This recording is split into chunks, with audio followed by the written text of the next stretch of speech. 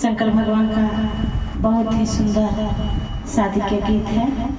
आप लोग सुनिए और अच्छा लगे तो लाइक शेयर और सब्सक्राइब कीजिए। आइए हम लोग भजन शुरू करते हैं। मारो मेरू सलवारे गौरा के दुल्हा, मारो मेरू सलवारे गौरा के दुल्हा, मांगे ले भर हरिया भांगा रे सखी, मांगे ले भर हरिया भांगा रे रामा। मारो मेरू सलवारे गौरा के दुल्हा, मारो मेरू सलवारे गौरा के दुल्हा, मांगे ले भर हरिया भांगा रे सखी, मांगे ले भर हरिया भांगा रे सखी।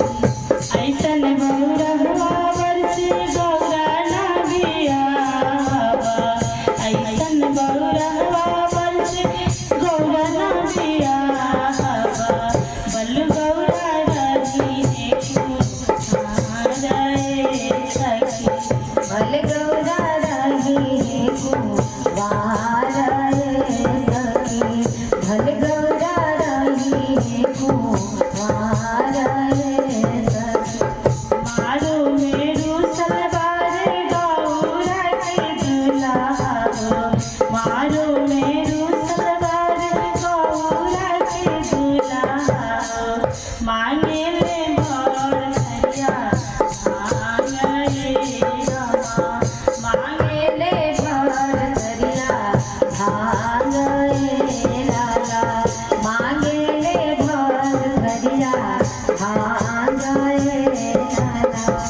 ऐसन बहुरहवा वर्षे गौरा ना बियावा, ऐसन बहुरहवा वर्षे गौरा ना बियावा, बल गौरा रही है कुहारा रे रामा, बल गौरा रही है कुहारा रे लाला, बल गौरा रही है कुहारा रे लाला। टीका तू कैला नारा टीका कैला, टीका तू कैला नारा टीका कैला, हमरा गौरा के बूढ़ बरवा खोजी लैला, हमरा गौरा के बूढ़ बरवा खोजी लैला, हमरा